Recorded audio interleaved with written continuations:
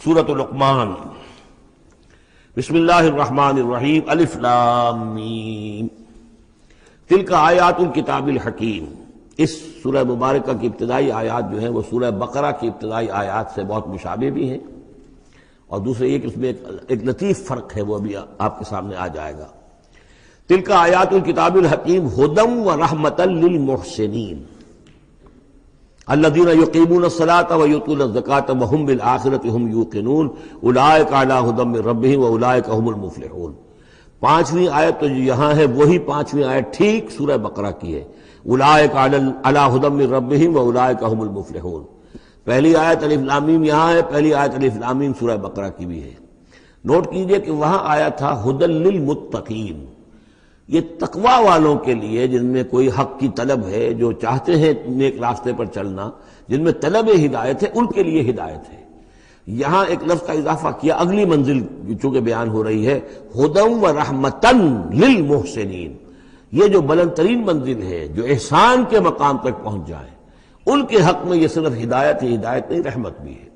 تو یہاں تقابل اگر کریں گے، الف لام میم ذالک الکتاب لا ریب فیہ ھدی للمتقین، یہاں فرمایا تلک آیات الکتاب الحکیم، یہ ایک بڑی حکمت بڑی کتاب کی آیات ہے، اور یہ ہدایت ہے اور رحمت ہے محسنین کے حق میں۔ اور یہ محسنین جو ہے قرآن کی اصطلاح کے طور پر، جیسا کہ میں بیان کر چکا ہوں سورہ مائدہ میں، کہ یہ پہلا درجہ ہے اسلام، اس سے اوپر ایمان، اس سے اوپر احسان۔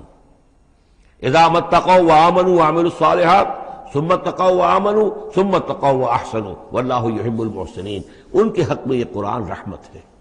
الذین، اب ان کی یہ اوصاف ہیں جو نماز قائم رکھتے ہیں، ویؤتون الزکاۃ، وہاں ہے ومما رزقناہم ینفقون، یہاں باقاعدہ لفظ زکوٰۃ آ گیا، وہ زکوٰۃ دیتے رہتے ہیں، یا یہ کہ اپنے تزکیے کے لیے مسلسل کوشاں رہتے ہیں۔ وہم بالآخرۃ ھم یوقنون، اور آخرت پر ان کا پورا یقین ہے۔ اصل شے جو ہے جو انسان کے عمل اور کردار پر اثر انداز ہوتی ہے، وہ ایمان بالآخرہ ہے۔ اولئک علی ھدی من ربہم، یہ لوگ ہیں ہدایت پر اپنے رب کی جانب سے، وَأُولَئِكَ هُمُ الْمُفْلِحُونَ، اور یہی ہیں فلاح پانے والے۔ وَمِنَ النَّاسِ مَن يَشْتَرِي لَهْوَ الْحَدِيثِ لِيُضِلَّ عَن سَبِيلِ اللَّهِ بِغَيْرِ عِلْمٍ، لوگوں میں سے کچھ ایسے بھی ہیں کہ جو کھیل کی باتیں خریدتے ہیں، کھیل کود، اور تاکہ لوگوں کی توجہ ادھر ہو جائے۔ اور یہ باقاعدہ کیا ہے نضر بن حارث، جو رؤسائے قریش میں سے تھا، اور اس شخص کا معاملہ یہ تھا کہ یہ حضور کے شدید ترین مخالفین میں سے تھا۔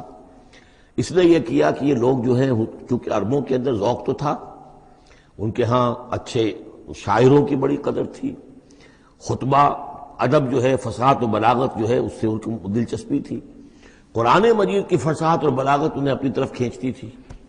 وہ چاہتے تھے کہ یہ لوگ سنیں ہی نہ، تو وہ کہیں سے شام گیا اور وہاں سے کوئی گانا گانے والی ایک لونڈی لے آیا جو بہت اچھا گانا گاتی تھی، اور اس کی محفلیں اس نے منعقد کرانی شروع کر دی، تاکہ لوگ آئیں یہاں پر اور یہ اس میں مگن رہیں، اور رات کا وقت وہاں لگائیں تو دن میں سوئیں۔ بہرحال کسی طریقے سے ان کی توجہات جو ہے اس کو محمد کی طرف سے ہٹا کر صلی اللہ علیہ وسلم تو ان چیزوں میں لگا دیا جائے۔ اور یہ اچھی طرح سمجھ لیجئے کہ اس وقت دنیا میں یہ کھیلوں کا معاملہ، سپورٹس کا، گیمز کا معاملہ، اور پورے ذرائع ابلاغ کے اوپر معلوم ہوتا ہے چھائی ہوئی شے یہ ہے۔ ٹی وی کے اوپر تو معلوم ہوتا ہے کہ دنیا کی اہم ترین شے جو ہے وہ یہ گیمز ہیں، ان کے ٹورنامنٹس ہیں، وہ وہاں ہو رہا ہے، یہاں ہو رہا ہے، وہاں ہو رہا ہے، یہاں ہو رہا ہے، یہ ٹینس کا ہے، یہ فلاں کا ہے، یہ تیراکی کا ہے، اور یہ گیم، اس لیے کہ اسی کو دیکھتے رہو۔ جو بھی وقت کوئی فارغ ہے، ظاہر بات ہے کہ کہیں ایسا نہ ہو کہ کہیں بیٹھے بیٹھے کہیں اچانک خیال ہی آ جائے کہ بھئی سوچے انسان میں ہوں کون، کہاں سے آیا ہوں، کہاں جا رہا ہوں، زندگی کا مال کیا ہے، مقصد کیا ہے، اپنی حالات کے بارے میں ہی سوچے، دنیا کدھر جا رہی ہے، قوم کدھر جا رہی ہے، ملک کدھر جا رہا ہے، نہیں، ان کو مست رکھو۔ وہ اقبال نے تو کہا تھا کہ ابلیس نے یہ کہا اپنے کارندوں سے کہ مست رکھو ذکر و فکر صبح گاہی میں اسے، اور پختہ تر کر دو مزاج خانقاہی میں اسے۔ اس سے اگلی بات ہے کہ جو آج دنیا کے ابلیسوں نے جو ایجاد کی ہے، تو یہ کھیل کود، اسی طریقے سے یہ ایکٹرز، یہ ڈرامے، اور پھر ان کے ایکٹرز اور ایکٹریسز کی زندگیاں، اور ان کے جو بھی سکینڈلز ہوں، جس طریقے سے کہ ان کو دنیا میں پھیلایا جا رہا ہے، تاکہ وہ نوجوان نسل بھی بس ان دلچسپی میں پڑی رہے۔ تو یہ ہے اصل میں وہ فلسفہ۔ وَمِنَ النَّاسِ مَن يَشْتَرِي لَهْوَ الْحَدِيثِ، کھیل کود کی چیزیں خریدتے ہیں وہ لوگ، لِيُضِلَّ عَن سَبِيلِ اللَّهِ، تاکہ اللہ کے راستے سے گمراہ کریں۔ بغیر علم، بغیر علم کے. وَيَتَّخِذَهَا هُزُوًا، اور اللہ تعالیٰ کا جو معاملہ ہے اس کو یہ وہ ہنسی ٹھٹا بنا دیں. اولئک لہم عذاب مہین، یہ وہ لوگ ہیں کہ جن کے لیے اہانت آمیز عذاب ہے. وَإِذَا تُتْلَىٰ عَلَيْهِ آیاتنا وَلَّىٰ مُسْتَكْبِرًا، اور جب اسے سنائی جاتی ہیں ہماری آیات تو وہ ولّا اپنی قبر پیچھ موڑ کر چل دیتا ہے، مستکبرن استکبار کرتے ہوئے، کأن لم یسمعها، جیسے کہ اس نے سنی ہی نہیں. کان فی اذنیہ وقرا، گویا کہ اس کے کانوں میں کچھ ثقل ہے، بوجھ ہے، اس نے سنا ہی نہیں کیا محمد نے سنایا ہے. فبشرہ بعذاب علیم، یہ سارا جو ہے یہ اس نضر بن حارث کے لیے یہ آیات نازل ہوئی ہیں. تو اے نبی اس شخص کو دردناک عذاب کا آپ کی بشارت دے دیجیے. ان الذین آمنوا وعملوا الصالحات لہم جنات النعیم، یقیناً وہ لوگ جو ایمان لائے اور جنہوں نے نیک عمل کیے ان کے لیے نعمتوں بھرے باغات ہیں. خالدین فیہا، جس میں وہ ہمیشہ ہمیشہ رہیں گے. وعد اللہ حقا، یہ اللہ کا وعدہ ہے جو سچا ہے، پختہ ہے، اٹل ہے، حتمی ہے، یقینی ہے. وہو العزیز الحکیم، اور وہ زبردست ہے، حکمت والا. خلق السماوات بغیر عمد ترونہا، اس نے آسمان بنا دیے بغیر ستونوں کے جو تمہیں نظر آتے ہوں. وَأَلْقَىٰ فِي الْأَرْضِ رَوَاسِيَ أَن تَمِيدَ بِكُمْ، اور اس نے زمین میں ایسے لنگر ڈال دیے ہیں کہ تمہیں لے کر ایک طرف کو لڑک نہ جائے، جھک نہ جائے. وَبَثَّ فِيهَا مِن كُلِّ دَابَّةٍ، اور اس میں ہر طرح کے جانور جو ہے پھیلا دیے ہیں. وَأَنزَلْنَا مِنَ السَّمَاءِ مَاءً، اور اس نے اتارا ہے آسمان سے پانی. فَأَنبَتْنَا فِيهَا مِن كُلِّ زَوْجٍ كَرِيمٍ، اور اس میں ہر طرح کے جو ہے جوڑے نباتات کے اس نے پیدا کر دیے ہیں، ہر طرح کے. آپ کو معلوم ہے کہ ان کی بھی فیملیز ہوتی ہیں، یہ سٹرس فیملی ہے اور یہ فلاں فیملی ہے. اس طریقے سے اللہ تعالیٰ نے ان کے بھی خاندان بنائے ہوئے.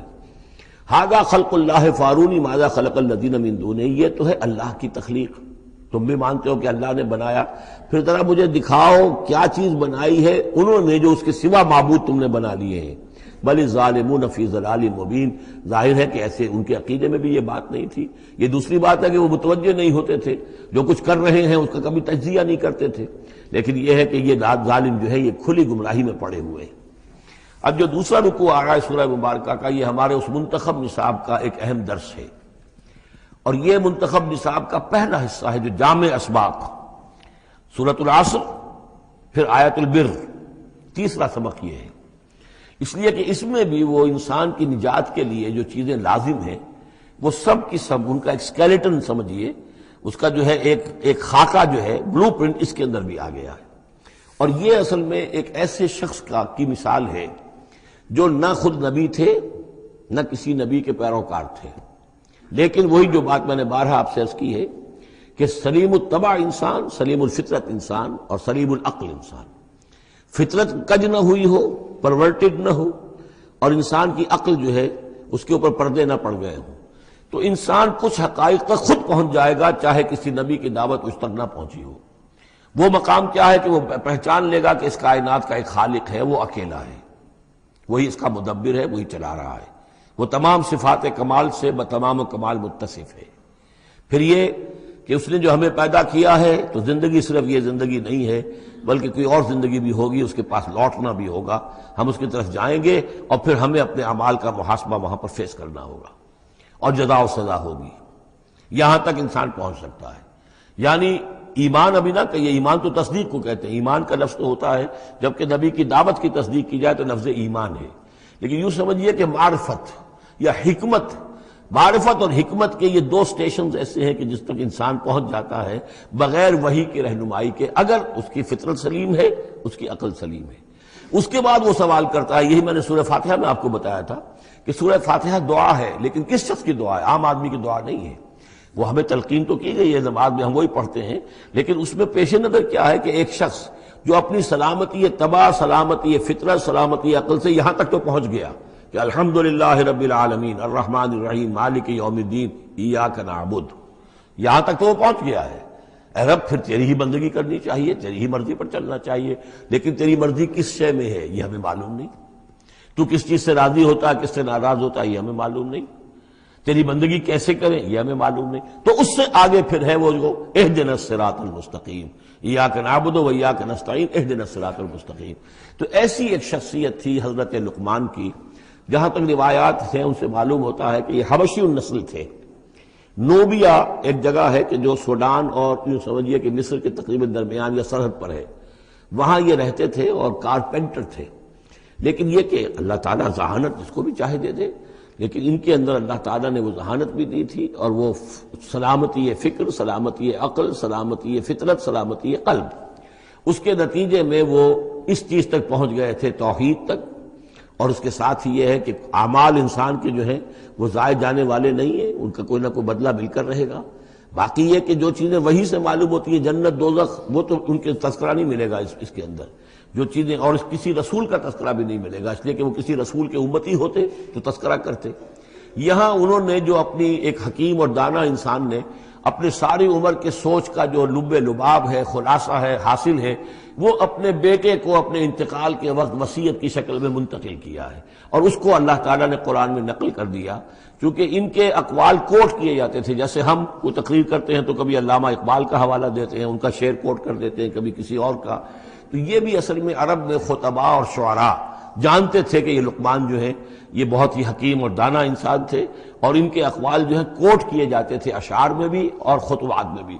تو اللہ نے بتایا کہ دیکھو یہ لقمان بھی جو اپنی سلامتی طبع اور سلامتی فکر کی وجہ سے جہاں تک پہنچا، وہ وہی اصول ہے کہ جن کی طرف محمد تمہیں دعوت دے رہے ہیں صلی اللہ علیہ وسلم. وَلَقَدْ آتَيْنَا لُقْمَانَ الْحِكْمَةَ، اور ہم نے لقمان کو دانائی عطا کی. دانائی کا نتیجہ کیا تھا؟ انشکر للہ، کہ شکر کرو اللہ کا. دانائی کا تقاضا، فطرت کی سلامتی کا تقاضا کیا ہے؟ جو بھی آپ کے ساتھ بھلائی کرے اس کے لیے ایک احسان مندی کے جذبات آپ میں پیدا ہونے چاہیے. اگر نہیں ہو رہا ہے تو فطرت جو ہے پرورٹڈ ہے، بس ہو گئی. جو بھی بھلائی کرے. اور عقل کا تقاضا کیا ہے کہ اصل جو ہے منعم اس کو پہچان لیا جائے، اور وہ اللہ ہے. تو نتیجہ کیا نکلے گا؟ وہ سلامتی طبع جمع سلامتی عقل. تو اللہ کو پہچان لیا جائے اور کہا جائے الحمدللہ، جہاں سے قرآن مجید شروع ہوتا ہے. انشکر للہ، کہ شکر کرو اللہ کا. ومن یشکر فانما یشکر لنفسہ، جو کوئی بھی شکر کرتا ہے تو وہ شکر کرتا ہے اپنے ہی بھلے کے لیے، اپنے ہی فائدے کے لیے. ومن کفر فان اللہ غنی حمید، اور جو کفران نعمت کرتا ہے، ناشکری کرتا ہے، تو اللہ تو غنی اور حمید ہے. وَإِذْ قَالَ لُقْمَانُ لِابْنِهِ، اب یہاں سے حضرت لقمان کی وہ نصیحتیں ہیں جو انہوں نے اپنے بیٹے کو کی ہیں، یہاں مذکور نہیں ہے، لیکن مراد یہی ہے کہ انتقال کے وقت. جیسے کہ کوئی شخص دولت مند ہے تو وہ اپنے انتقال کے وقت اپنے بیٹوں کو، یا اگر بیٹا ایک ہی ہے تو اسے بتائے گا کس سے لینا ہے، کس کو دینا ہے، کیا حساب کتاب ہے، کہاں کہاں میرے ایسٹس ہیں. کوئی دفینہ ہے تو بھی بتائے گا کہ میرا وہاں فلاں جگہ پر دولت دفن ہے. ایک حکیم انسان کے پاس اصل شے اس کی ساری عمر کے غور و فکر کا جو حاصل ہے کہ میں نے جو کچھ سوچا ہے، میں نے جو کچھ بھی حاصل کیا ہے اپنی فطرت سلیمہ اور عقل سلیم کی رہنمائی میں، وہ میں تمہیں منتقل کر رہا ہوں. وَإِذْ قَالَ لُقْمَانُ لِابْنِهِ وَهُوَ يَعِظُهُ، یاد کرو جب کہ کہا لقمان نے اپنے بیٹے سے اور وہ اسے نصیحت کر رہے تھے. یا بنی لا تشرک باللہ، نمبر 1 اللہ کے ساتھ شرک مت کیجو. ان الشرک لظلم عظیم، یقیناً شرک بہت بڑا ظلم ہے، بہت بڑا ظلم ہے، سب سے بڑی ناانصافی. عربی زبان میں ظلم کہتے ہیں وضع الشیء فی غیر محلہ، کسی شے کو ہٹا کر اس کی اصل مقام سے ہٹا کر کہیں اور رکھ دینا، یہ ظلم ہے. اللہ خالق ہے تنہا، باقی سب مخلوق ہے. اب آپ نے مخلوق میں سے کسی کو اللہ کے برابر کر دیا، یا اللہ کو کسی اعتبار سے گرا کر مخلوق کی سب میں لا کے کھڑا کر دیا، تو اس سے بڑا شرک، اس سے بڑی ظلم، اس سے بڑی ناانصافی، اس سے بڑا ظلم کوئی نہیں. وَإِذْ قَالَ لُقْمَانُ لِابْنِهِ وَهُوَ يَعِظُهُ يَا بُنَيَّ لَا تُشْرِكْ بِاللَّهِ إِنَّ الشِّرْكَ لَظُلْمٌ عَظِيمٌ. اور اس کے بعد فوراً ہی اللہ تعالیٰ نے اپنی طرف سے ایک بات ایڈ کی ہے. یہ چوتھا مقام آ گیا ہے کہ جہاں اللہ کے حق کے فوراً بعد والدین کا حق.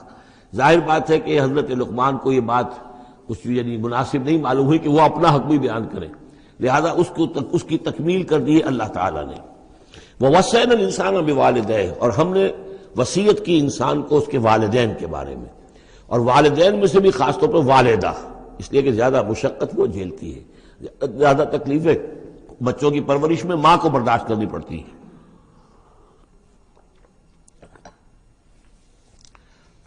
وَوَصَّيْنَا الْإِنسَانَ بِوَالِدَيْهِ حملتہ امہ وہنا علی وہن، اسے اٹھائے رکھا، وہ جو حمل ہے اس کے اپنے جسم کے اندر اٹھائے رکھا اس نے اس کو، وہنا علی وہن، کمزوری پر کمزوری جھیل کر. وفصالہ فی عامین، پھر اس کا دودھ چھڑانا ہوا 2 سال میں سے. پھر یہ کہ پہلے 9 مہینے تو جونک کی طرح اس کے جسم کے اندر خون چوستا رہا، اور اس کے بعد پھر جو ہے دودھ اس کا جو ہے پیا ہے، تو وہ بھی اس کی توانائیاں اور اس کی قوت ہی ہے کہ جو دودھ کی شکل میں اس کے لیے غذا بنی ہے. انشکر لی ولوالدیک، کہ شکر کرو میرا اور اپنے والدین کا، الی المصیر، اور میری طرف تم کو لوٹ کر آنا ہے.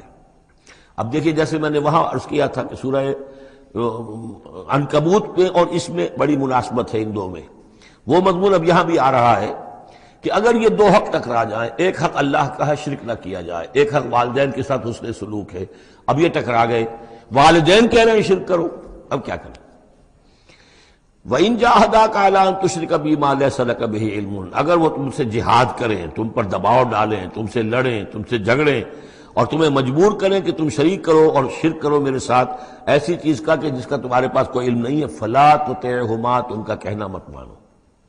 وہاں پر بھی یہ مضمون آ چکا، یہاں دوبارہ آ گیا کہ ان کے حقوق ایک حد تک ہیں، اس سے آگے بڑھ کر وہ اللہ کے حقوق پر ڈاکہ ڈالنے لگے، بازی بازی بارش بابا ہم بازی، ان کے حقوق اللہ کے حقوق کے برابر نہیں ہو سکتے، ان کے حقوق اللہ کے حقوق سے فائق نہیں ہو سکتے، اس کے نیچے نیچے ہیں، تو شرک نہیں۔ البتہ یہاں یہ ذہن میں رکھیے کہ شرک صرف بت پرستی کو نہیں کہتے، لا تشرک، شرک کی کوئی قسم بھی ہو۔ اب اللہ کے کسی ایک حکم کو اگر والدین کہتے ہیں توڑو، اس کا کیا مطلب ہے؟ یہ شرک کا حکم دے رہے ہیں، اس لیے کہ آپ نے والدین کے کہنے پر اللہ کے حکم کی خلاف ورزی کی، اس کا مطلب ہے کہ آپ نے مطاع اور معبود والدین کو بنا لیا۔ نفس کے کہنے پر آپ حرام کے اندر منہ مار رہے ہیں تو آپ کا جو حرام جو دولت ہے وہ آپ کا معبود ہے، اور آپ کا نفس آپ کا معبود ہے۔ ارأیت من اتخذ الہہ ہواہ، کیا تم نے دیکھا اس شخص کو جس نے اپنی خواہش نفس کو اپنا معبود بنا لیا؟ تو شرک کا مفہوم جو ہے اس کا پورا وسیع مفہوم، اور جیسا کہ اس سے پہلے بھی تذکرہ ہو چکا ہے، اس پر الحمدللہ کہ میں نے تقریباً 20 سال پرانی بات ہے یہ کہ میں نے اقسام حقیقت و اقسام شرک پر 6 گھنٹے کے کیسٹس جو ہیں میرے وہ ریکارڈڈ ہیں اور موجود ہیں۔ تو اس حوالے سے اس کو یہ نہیں سمجھنا چاہیے کہ شرک سے مراد صرف بت پرستی ہے۔ وَإِن جَاهَدَاكَ عَلَىٰ أَن تُشْرِكَ بِي مَا لَيْسَ لَكَ بِهِ عِلْمٌ فَلَا تُطِعْهُمَا، لیکن دیکھیے یہ ہے اللہ تعالیٰ کی تعلیم، اس کے اندر کیا توازن ہے۔ اس کا یہ مطلب نہیں ہے کہ والدین کے سارے حقوق ہی ساقط ہو گئے۔ اگر والدین مشرک ہیں، تمہیں شرک کرنے کا حکم دے رہے ہیں تو ان کا یہ حکم تو نہیں مانو گے، لیکن ان کے ساتھ حسن سلوک پھر بھی کرنا ہے۔ والد تو ہے نا، وہ والدہ تو ہے نا۔ وَصَاحِبْهُمَا فِي الدُّنْيَا مَعْرُوفًا، دنیا میں ان کے ساتھ رہو بہتر انداز میں، صحیح انداز میں خدمت ان کی کرو، اگر انہیں ضرورت ہے تو اپنا مال ان پر خرچ کرو۔ اس کے اندر یہ نہیں ہوگا کہ سارے حقوق ساقط ہو گئے، اب انہیں گالیاں دینی شروع کر دو یا ان کو جو ہے ستانا شروع کر دو، نہیں۔ لیکن اگر وہ اللہ کے حکم کے خلاف کوئی حکم دیتے تو مت مانو۔ وَاتَّبِعْ سَبِيلَ مَنْ أَنَابَ إِلَيَّ، اور پیروی کرو اس شخص کے راستے کی کہ جو میری طرف اپنا رخ کر چکا ہے۔ یعنی والدین کا اتباع نہیں ہے، والدین کی اطاعت نہیں ہے، والدین کے ساتھ حسن سلوک ہے۔ اطاعت ہوگی اگر اللہ کی اطاعت کے مطابق، اس کے دائرے کے اندر تو اطاعت بھی ہوگی، لیکن بالفعل اور آزادانہ کوئی اطاعت نہیں والدین کی۔ کہیں بھی قرآن مجید میں نہیں آیا اپنے والدین کی اطاعت کرو۔ کیا حکم دیا گیا؟ حسن سلوک، نیک سلوک، ان کی ضرورت، ان کی خبر گیری ہے، ان کی خدمت ہے، ان کی ضروریات کا لحاظ رکھنا، اس کا حکم ہے۔ باقی پیروی کرو اس شخص کی جس نے اپنا رخ میری طرف کر لیا ہے، وہ کوئی بھی ہے۔ پہلے انبیاء ہوتے تھے، انبیاء کی پیروی کرو، اب انبیاء نہیں ہیں، انبیاء کے خادم ہیں۔ انبیاء کی امتوں میں جو شخص بھی اٹھا ہے دین کی دعوت لے کر، جس نے اپنا رخ کر لیا ہے، جس نے کہا میں چل رہا ہوں اللہ کے راستے میں، کون میرا ساتھی بنتا ہے، تو پیروی کرو اس کی۔ وَاتَّبِعْ سَبِيلَ مَنْ أَنَابَ إِلَيَّ، پیروی کرو اس شخص کے راستے کی جس نے اپنا رخ میری طرف کر لیا ہے۔ ثُمَّ إِلَيَّ مَرْجِعُكُمْ، پھر میری ہی طرف تم سب کا لوٹنا ہے۔ والدین بھی یہی آ جائیں گے میرے پاس، تم بھی آ جاؤ گے۔ فَأُنَبِّئُكُم بِمَا كُنتُمْ تَعْمَلُونَ، پھر میں تمہیں جتلا دوں گا جو کچھ کہ تم کرتے رہے تھے۔ اب یہاں بیچ میں جو آگے اللہ کی طرف سے آگے آئی، حضرت لقمان کی نصیحت صرف ابھی ایک آئی تھی، یا بنی لا تشرک باللہ ان الشرک لظلم عظیم، اے میرے بچے شرک مت کرنا اللہ کے ساتھ، اس لیے کہ شرک جو ہے بہت بڑا ظلم ہے، بہت بڑی ناانصافی ہے۔ دوسری وصیت ان کی کیا ہے؟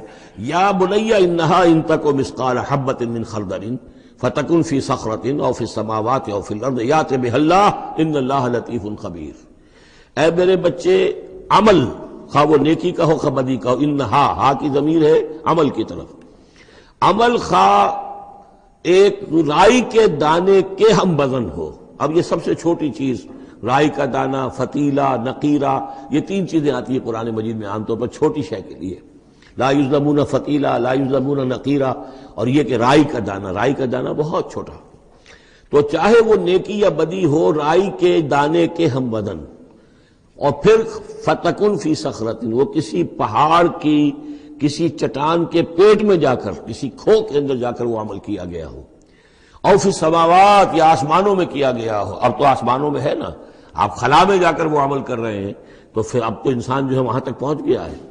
اور فی الارض یا زمین کے پیٹ میں گھس کر کیا گیا ہو، یأتی بہ اللہ، اللہ اسے لے آئے گا. یعنی انسانی اعمال، انسان اشرف المخلوقات ہے، اور انسانی اعمال ایسی گھٹیا چیز نہیں ہے کہ ایسے ضائع کر دے اللہ، چاہے وہ نیکی ہے چاہے بدی. فمن یعمل مثقال ذرۃ خیرا یرہ ومن یعمل مثقال ذرۃ شرا یرہ. لیکن عمل ضائع نہیں ہوگا، چاہے وہ رائی کے دانے کے برابر ہو، پھر چاہے وہ کسی چٹان میں گھس کر کیا گیا ہو، کسی پہاڑ کی کھو میں کیا گیا ہو، چاہے وہ خلا اور فضا کی پہنائیوں میں کیا گیا ہو، چاہے وہ زمین کے اندر سرنگ کھود کر کیا گیا ہو. یأتی بہ اللہ ان اللہ لطیف خبیر، یقیناً اللہ تعالیٰ باریک بین ہے، باخبر ہے.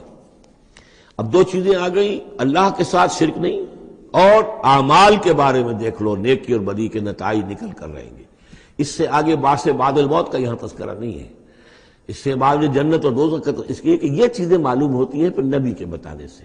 اصولی طور پر جو چیز حکمت سے انسان جہاں تک پہنچ سکتا ہے وہ دو ہے، ایک خالق اور اس کے ساتھ شرک نہ ہو، اور نمبر دو اس اعمال انسانی ان کا ضرور بدلہ ملے گا. اب اس کے بعد تیسری بات، یا بنی اقم الصلاۃ، نماز قائم رکھو. یعنی جس اللہ کو تم نے پہچان لیا ہے، اب محض ایک مرتبہ پہچان لینا کافی نہیں ہوگا، اسے یاد رکھنا ضروری ہے، ورنہ شیطان تمہیں ورغلائے گا، تمہیں ادھر ادھر سے جو ہے تمہارا نفس تمہیں غلط راستے پر ڈال دے گا، جب تک کہ یہ ایمان باللہ مستحضر نہ رہے ذہن کے اندر.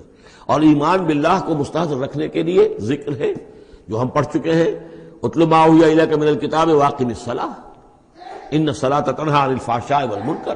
لہذا اب نماز کون سی تھی وہ ہم نہیں جانتے، لیکن کوئی ذریعہ ایسا ہونا چاہیے کہ تم اللہ کو یاد کیا کرو. یا بنی اقم الصلاۃ، اور نمبر 4 وَأَمُرْ بِالْمَعْرُوفِ وَانْهَ عَنِ الْمُنْکَرِ، اور نیکی کا حکم دو اور بدی سے روکو. یہ بھی تمہاری ذمہ داریوں میں سے ہے، یہ بھی انسان کی، یوں سمجھیے کہ اس کی انسانیت، اس کی شرافت، اس کی مروت کا تقاضا ہے کہ وہ اپنے جو ابنائے نو ہیں، جو بھی انسان ہیں، ان کی بھلائی کے لیے کوشاں ہوں. اور سب سے بڑی بھلائی ان کی اور سب سے بڑی خدمت یہی ہے کہ انہیں برائیوں سے روکا جائے اور بھلائیوں کی دعوت دی جائے. وَاصْبِرْ عَلَىٰ مَا أَصَابَكَ، اور یہ بھی جان لو کہ اگر یہ امر بالمعروف اور نہی عن المنکر کرو گے تو تکلیفیں آئیں گی، مصیبت آئیں گی. پسند تو کسی کو نہیں ہے کہ آپ اس پر تنقید کریں. اگر آپ کسی بچے کو بھی سڑک پر کھیل رہا ہو، گلی میں کھیل رہا ہو، اگر آپ اس سے کہہ دیں کہ بیٹے یہ کوئی کرکٹ کھیلنے کی جگہ نہیں ہے، کسی کی گاڑی کا شیشہ توڑو گے تم، تو آپ دیکھ لیجئے پھر کیا آپ کا وہ اس کو کیا جواب دے گا آپ کو. اسی لیے آپ بولتے ہی نہیں ہیں کہ اپنی عزت لے کر وہاں سے نکل جائیں. تو کسی کو بھی نصیحت پسند نہیں ہے، حق کڑوا ہے. لہذا اب اگر حق کہنا ہے اور نصیحت کرنی ہے تو پھر تیار رہو کہ وہ ممکن ہے تمہیں پلٹ کر گالی دے دے، وہ کہے کہ تم پہلے ذرا اپنے دامن کو دیکھو تمہارے کتنے دھبے ہیں. اب جو بھی ہو برداشت کرو.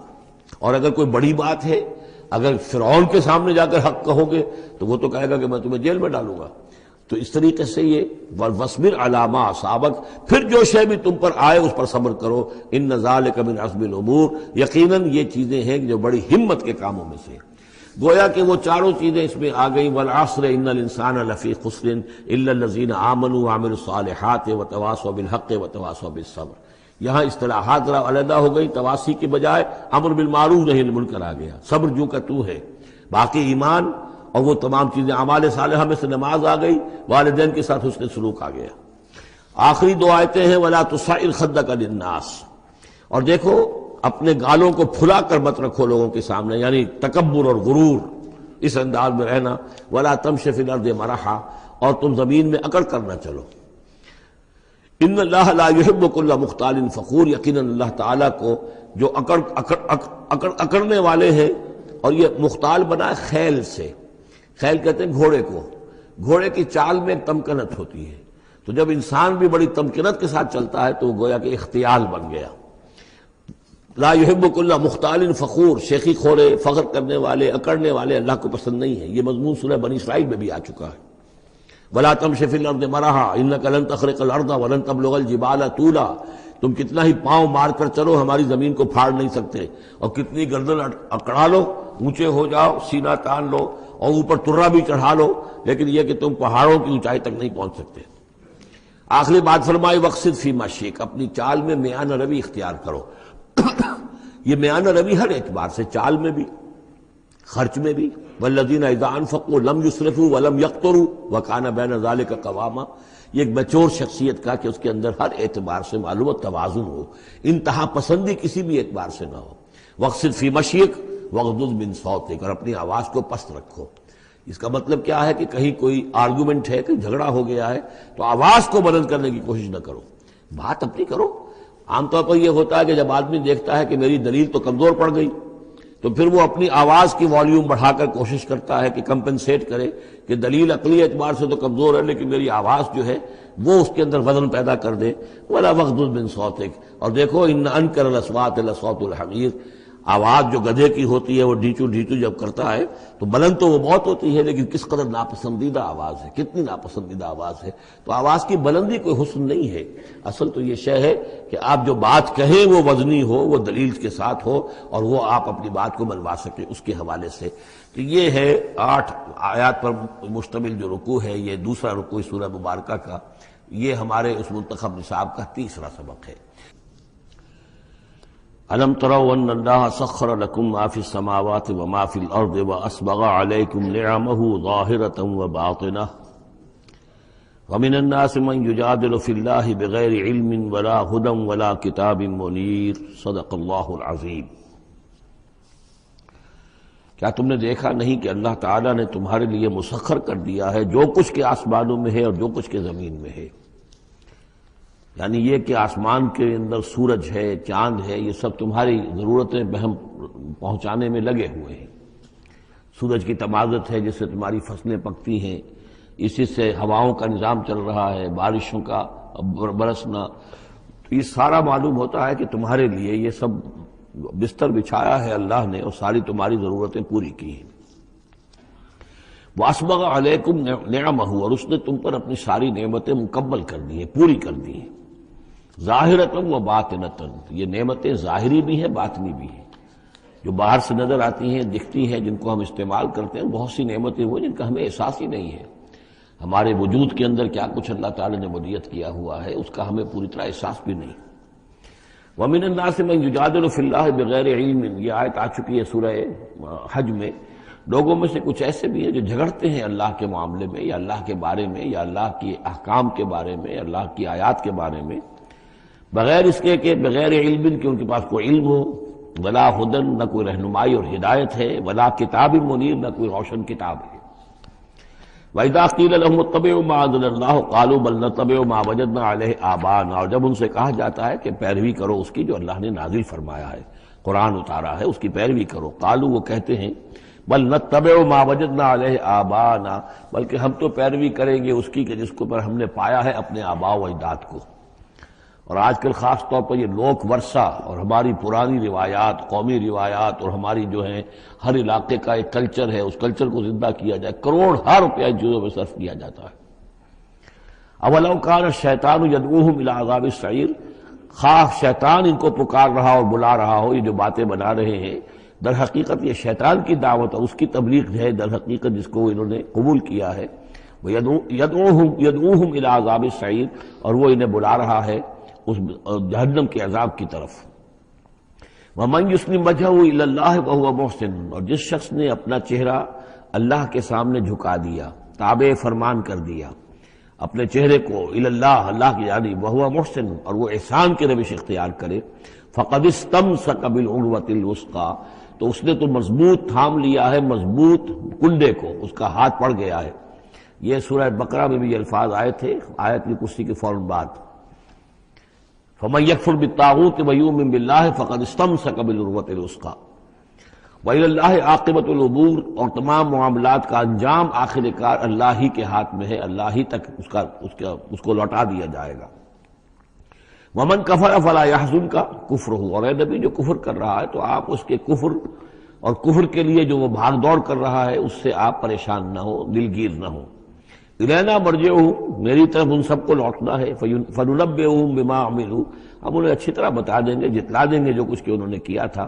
ان اللہ علیم بذات الصدور، یقیناً اللہ تعالیٰ تو جو کچھ سینوں میں چھپا ہوا ہے اس سے بھی واقف ہے۔ نمتعہم قلیلا، ہم انہیں ذرا تھوڑی دیر کے لیے ساز و سامان دے رہے ہیں، دنیا کے اندر یہ مزے لے لیں، مزے لوٹ لیں، ثم نضطرهم الى عذاب غلیظ، پھر ہم انہیں کشاں کشاں لے آئیں گے، کھینچ کر پکڑ کر لے آئیں گے اس عذاب کی طرف جو بہت گاڑھا ہے۔ وَلَئِن سَأَلْتَهُم مَّنْ خَلَقَ السَّمَاوَاتِ وَالْأَرْضَ لَيَقُولُنَّ اللَّهُ، اور جب اگر آپ ان سے پوچھیں کس نے پیدا کیا آسمان اور زمین تو وہ کہیں گے اللہ نے۔ قُلِ الْحَمْدُ لِلَّهِ، کہیے الحمدللہ، ساری حمد بھی پھر اسی کی ہے۔ بل اکثرهم لا يعلمون، لیکن یہ کہ ان کی اکثریت علم نہیں رکھتی۔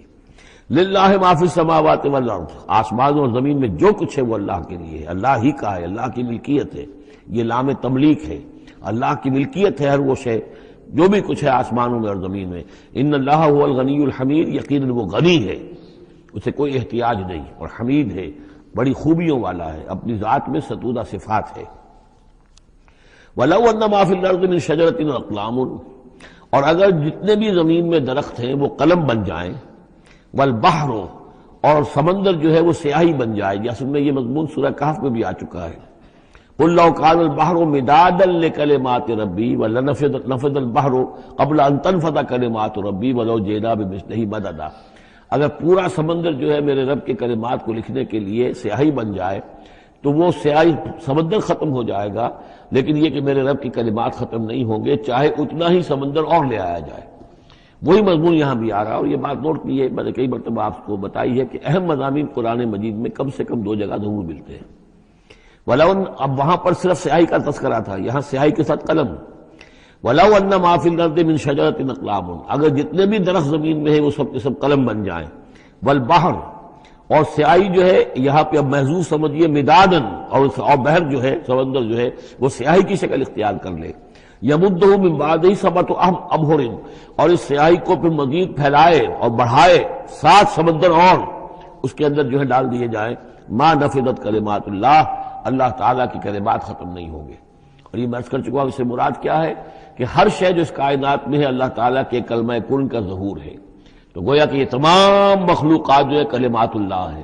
اس اعتبار سے ظاہر بات ہے کہ احصاء کرنا ممکن ہی نہیں، اور آج کچھ نہ کچھ ہمیں اندازہ ہے کہ یہ کائنات کتنی وسیع و عریض ہے۔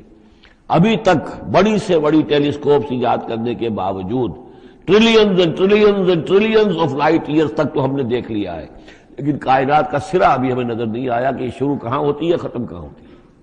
تو اس سے اندازہ کریں اللہ تعالیٰ کی خلاقی کا اور اس کی مخلوقات کتنی ہیں۔ تو وہ جتنے بھی کلمات کن ہیں، اگر ان کو لکھنے کے لیے تمام جو ہے زمین کے درخت وہ قلم بن جائیں اور تمام سمندر جو ہیں وہ سیاہی بن جائیں اور 7 سمندر اور بھی اس میں ایڈ کر دیے جائیں، تب بھی یہ کہ اللہ کے کلمات ختم نہیں ہوں گے۔ ان اللہ عزیز الحکیم، یقیناً اللہ تعالیٰ زبردست ہے، حکمت والا۔ اب ادھر تو اس میں تو اللہ تعالیٰ کی تخلیق کی وسعت اور عظمت کا تذکرہ ہو گیا، اب اس کا جو اس کے انتظام کا معاملہ، اس کی تدبیر جو ہے اس میں کس قدر یسر ہے، کتنی آسانی ہے، کتنی سہولت ہے اس کے لیے۔ یعنی اس کائنات کو جیسے کہ سورہ بقرہ میں آیت الکرسی میں بھی آیا تھا وَلَا يَئُودُهُ حِفْظُهُمَا، یہ آسمانوں اور زمین کی حفاظت اس پر کوئی بھاری نہیں ہے، مشکل نہیں ہے، اس کو جو ہے اس کے تھامنے میں، اس کے چلانے میں کوئی اس کے لیے یہ کام بوجھل نہیں ہے، وزنی نہیں ہے۔ وَلَا يَئُودُهُ حِفْظُهُمَا وَهُوَ الْعَلِيُّ الْعَظِيمُ، تو اسی کو یہاں فرمایا مَا خَلْقُكُمْ وَلَا بَعْثُكُمْ إِلَّا كَنَفْسٍ وَاحِدَةٍ، تم سب کو پیدا کرنا اور تم سب کو دوبارہ پیدا کر لینا اللہ تعالیٰ کے لیے ایسے ہی جیسے ایک نفس کا پیدا کر دینا، اللہ کے لیے یہ اتنا یسیر ہے۔ ان اللہ سمیع بصیر، یقیناً اللہ تعالیٰ سمیع ہے اور بصیر ہے۔ تو گویا کہ ایک ہے اللہ کی تخلیق کی وسعت و عظمت، وہ تو کلمات الہی، اور ایک ہے اللہ تعالیٰ پر یہ کتنا ہلکا ہے، اہون علیہ، یہ اس کے لیے بہت آسان ہے، یسر اور سہولت اللہ تعالیٰ اس کے انتظام کو اور اس کو جو لے کر چل رہا ہے وہ اس پر بھاری نہیں۔ الم تر ان اللہ یولج اللیل فی النہار، کیا تم دیکھتے نہیں کہ اللہ تعالیٰ رات کو پرو لاتا ہے دن میں، ویولج النہار فی اللیل، اور دن کو پرو لاتا ہے رات میں۔ اب یہ ایک تو اس کا مفہوم یہ ہو سکتا ہے کہ جیسے ایک ڈوری ہے اور اس ڈوری کے اندر اگر آپ نے دانے ڈالے ہوئے تسبیح میں، ایک سیاہ ہے ایک سفید ہے، ایک سیاہ ایک سفید ہے، سیاہ کے بعد سفید، سفید کے بعد سیاہ، یہ تو آتا چلا جائے گا۔ ایک یہ ہے کہ کبھی دن بڑھتا ہے اور رات گھٹتی ہے، گویا کہ دن جو ہے رات میں داخل ہو رہا ہے، کبھی رات بڑھنے لگتی ہے دن گھٹنے لگتا ہے، گویا کہ دن جو ہے وہ رات کو انکروچ کر رہا ہے، رات کے حصے کو گویا کہ اس نے قبضے میں کر لے لیا ہے۔ تو اس طریقے سے اللہ تعالیٰ پرو دیتا ہے رات کو دن میں، دن کو رات میں۔ وَسَخَّرَ الشَّمْسَ وَالْقَمَرَ، اور اس نے مسخر کر دیا ہے سورج کو اور چاند کو، کل یجری الی اجل مسمی، یہ سب کے سب چل رہے ہیں ایک وقت معین تک کے لیے، وان اللہ بما تعملون خبیر، اور یقیناً اللہ تعالیٰ جو کچھ کہ تم کر رہے اس سے باخبر ہے۔ ذالک بان اللہ هو الحق، یہ اس لیے کہ اللہ حق ہے، وانما یدعون من دونہ الباطل، اور یہ کہ جس کو یہ پکار رہے ہیں اللہ کے سوا وہ سب باطل ہیں، ان کی کوئی حقیقت ہی نہیں۔ باطل اس کو کہتے ہیں جو نظر تو آئے ہو نہ، کوئی حقیقت اس کی نہ ہو، جیسے شراب، پانی نظر آتا ہے لیکن پانی ہے نہیں۔ وَأَنَّ اللَّهَ هُوَ الْعَلِيُّ الْكَبِيرُ، اور یقیناً اللہ تعالیٰ ہی ہے سب سے بلند و بالا اور سب سے بڑا اور عظمت والا۔ أَلَمْ تَرَ أَنَّ الْفُلْكَ تَجْرِي فِي الْبَحْرِ بِنِعْمَتِ اللَّهِ لِيُرِيَكُم مِّنْ آيَاتِهِ، کیا تم دیکھتے نہیں کہ کشتیاں چلتی ہیں سمندر میں یا دریا میں اللہ کی نعمتوں کو لے کر؟ ظاہر بات ہے ٹرانسپورٹ جو ہوتی تھی پہلے بہت بڑی، وہ سمندروں میں کشتیوں سے، دریاؤں میں بھی۔ لِيُرِيَكُم مِّنْ آيَاتِهِ، تاکہ وہ تمہیں دکھائے اپنی آیات میں سے۔ ان فی ذلک لآیات لکل صبار شکور، یقیناً اس میں آیات ہیں، لیکن کس کے لیے؟ ان سب لوگوں کے لیے جو صبر کرنے والے ہیں، شکر کرنے والے ہیں۔ صبار یہ بھی مبالغے کا صیغہ ہے، فعال کے وزن پر، بہت صبر کرنے والا۔ شکور فعول کے وزن پر ہے، بہت زیادہ شکر کرنے والا۔ وَإِذَا غَشِيَهُم مَّوْجٌ كَالظُّلَلِ، اور جب یہ کبھی سمندر میں ہوتے ہیں اور ان کے اوپر ایک موج چڑھتی ہے اور ڈھانپ لیتی ہے انہیں جیسے کہ بادل ہو، ایسی موج آ رہی ہے کہ گویا کہ وہ تمہارے اوپر سے گزر جائے گی۔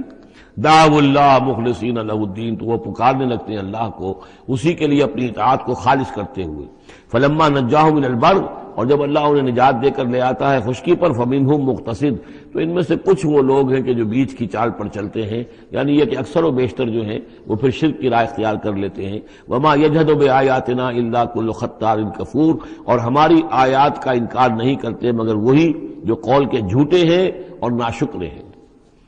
یا ایھا الناس اتقوا ربکم واخشوا یوما، اے لوگو اپنے رب کا تقوی اختیار کرو اور ڈرو اس دن سے، لا یجزی والد عن ولدہ، جس دن کوئی والد اپنے بیٹے سے کسی شے کو دور نہیں کر سکے گا، بچا نہیں سکے گا کسی بھی چیز سے، ولا مولود هو جاز عن والدہ شیئا، اور نہ ہی بیٹا جو ہے وہ اپنے باپ سے کوئی شے دور کر سکے گا، کوئی کسی کے کام نہیں آئے گا، نہ باپ بیٹے کے نہ بیٹا باپ کے، تو باقی سارے رشتے جو ہیں وہ تو اس کے بعد ثانوی ہیں۔ ان وعد اللہ حق، یہاں وہ آیت بھی یاد آ گئی ہوگی آپ کو، یا بنی اسرائیل اذکروا نعمتی التی انعمت علیکم انی فضلتکم علی العالمین واتقوا یوما لا تجزی نفس عن نفس شیئا ولا یقبل منها شفاعۃ ولا یؤخذ منها عدل ولا هم ينصرون۔ یا ایھا الناس اتقوا ربکم واخشوا یوما لا یجزی والد عن ولدہ ولا مولود هو جاز عن والدہ شیئا ان وعد اللہ حق، اللہ کا وعدہ سچا ہے، شدنی ہے، اٹل ہے، ہو کر رہے گا، قیامت آ کر رہے گی، جزا و سزا ہو کر رہے گی۔ فلا تغرنکم الحیات الدنیا، تو دیکھو تمہیں نہ دھوکے میں ڈال دے یہ دنیا کی زندگی، تم اسی کے اوپر ریجھ جاؤ، اسی میں مگن ہو جاؤ، اسی میں گم ہو جاؤ، تو گویا کہ یہ تمہارے لیے پھر دھوکے کی ٹٹی بن گئی کہ اصل زندگی سے تمہیں جو ہے ذہناً جو ہے اس نے غافل کر دیا۔ ولا یغرنکم باللہ الغرور، اور دیکھنا وہ دھوکے باز تمہیں اللہ تعالیٰ کی شان غفاری کے حوالے سے دھوکہ نہ دے۔ یہ شیطان آ کر یہ بھی کہتا ہے کہ اللہ تو بڑا غفار ہے، تم نے کیا کیا، کچھ چھوٹے سے گناہ تھوڑے سے کیے، اللہ کی مغفرت تو بہت وسیع ہے، خامخواہ کاہے کو گھبراتے ہو، کاہے کو توبہ کرتے ہو۔ تو یہ جو ہے اللہ کی رحیمی، اللہ کی شان غفاری کا حوالے سے دھوکے میں دینا انسان کو۔ ولا یغرنکم باللہ الغرور ان اللہ عندہ علم الساعہ، اللہ ہی ہے کہ جس کے پاس ہے قیامت کا علم کہ قیامت کب آئے گی۔ ساعہ اور قیامہ، اس کے فرق کو ذہن میں رکھیے۔ گھڑی وہ معین گھڑی جبکہ زلزلہ ہوگا اور یہ اجرام سماویہ جو ہیں وہ ایک دوسرے سے ٹکرائیں گے اور پہاڑ جو ہے روئی کی گالوں، یہ ساعہ ہے جس میں کہ ہلاکت ہوگی دنیا کی آخری۔ اور پھر باس بادل موت کے بعد جو دن آنا ہے وہ قیامہ ہے۔ قیام کہتے ہیں کھڑے ہونے کو، اس دن کھڑے ہوں گے لوگ اور حاضر ہوں گے اپنے رب کے حضور میں۔ تو عام طور پر ہم قیامت کا لفظ جب بولتے ہیں تو ساعت کی جگہ پر بولتے ہیں۔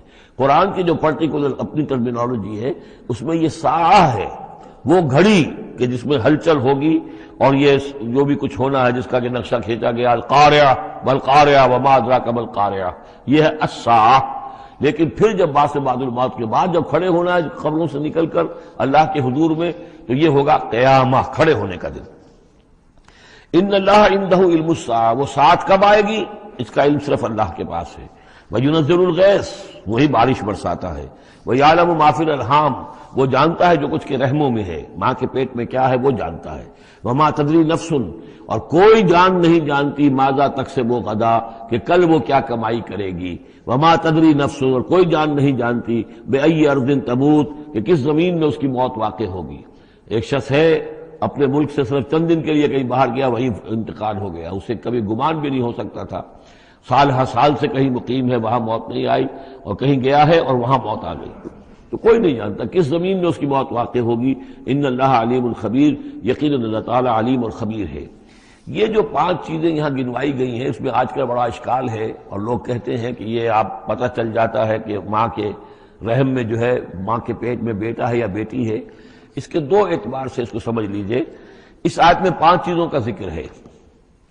پہلی چیز میں حصر کا اسلوب ہے کہ یہ چیز صرف اللہ کو معلوم ہے، اگرچہ یہاں یہ نہیں لکھا ہوا ہے کہ اللہ کے سوا کوئی نہیں جانتا، پھر بھی چونکہ حصر کا اسلوب ہے، ان اللہ عندہ علم الساعہ یقیناً اللہ ہی ہے جس کے پاس ہے قیامت کا علم، ساعت کا علم۔ اس میں بھی گویا کہ نفی ہو گئی کہ کوئی اور نہیں جانتا۔ 2 آخری چیزوں میں بھی نفی ہے، وما تدری نفس ماذا تکسب غدا کوئی نہیں جانتا کہ کل وہ کیا کمائے گا، اس میں بھی کیٹیگوریکل نفی ہے اس کی۔ وما تدری نفس بأی ارض تموت یہ بھی پھر کیٹیگوریکل نفی ہے کہ نہیں کوئی جانتا، کوئی جان نہیں جانتی کہ کہاں اس کی موت واقع ہوگی۔ لیکن 2 چیزیں جو ہے کیٹیگوریکل ڈینائل نہیں ہے۔ وَيُنَزِّلُ الْغَيْثَ اللہ بارش برساتا ہے، یہ کہاں لکھا؟ نہ یہاں اس حصر کا اسلوب ہے، نہ یہ لکھا ہے کہ یہ کام جو ہے صرف اللہ کرتا ہے۔ اسی طرح یعلم ما فی الارحام اللہ جانتا ہے جو کچھ کے رحموں میں ہے، اب یہ جو نہیں لکھا کہ کوئی اور نہیں جانتا۔ اس اعتبار سے قرآن مجید کے الفاظ جو ہیں ان کے اوپر تو اعتراض وارد ہو ہی نہیں سکتا۔ البتہ اعتراض اگر کچھ وارد ہوتا تو ایک حدیث پر ہوتا ہے۔ حدیث میں یہ آیا ہے کہ حضرت جبرائیل نے جب پوچھا تھا کہ مجھے قیامت کے بارے میں بتائیے، تو اس میں سے ایک روایت میں یہ الفاظ آئے ہیں کہ فی 5 لا یعلمہن الا اللہ، یہ قیامت کا علم جو ہے یہ تو ان 5 چیزوں میں سے ہے جنہیں اللہ کے سوا کوئی نہیں جانتا، اور وہاں حضور نے یہ ساری چیزیں گنوائی ہیں۔ اس کا جو ہے جواب وہ یہ ہے کہ رحم میں کیا ہے اس کا صرف ایک پہلو ہمیں معلوم ہوا ہے کہ وہ بیٹا یا بیٹی ہے، باقی جو کچھ ہے اس کے نہ معلوم کتنے پہلو ہیں، کتنا ذہین ہے، کس قدر فطین ہے، اس کے اندر کیا اوصاف ہے، اس میں کیا صلاحیتیں ہیں، شقی ہے یا سعید ہے، نیکوکار ہوگا بدکار ہوگا، کیا پتہ ہے، یا ہوگا یا ہوگی۔ تو اس سے یہ کہ اس کی جو حدیث کا بھی معاملہ ہے اس کی بھی جو ہے اس کی توجیہ موجود ہے، اس پہ کسی گھبرانے کی ضرورت نہیں ہے۔ ان اللہ علیم الخبیر یقیناً اللہ تعالی علیم اور خبیر ہے۔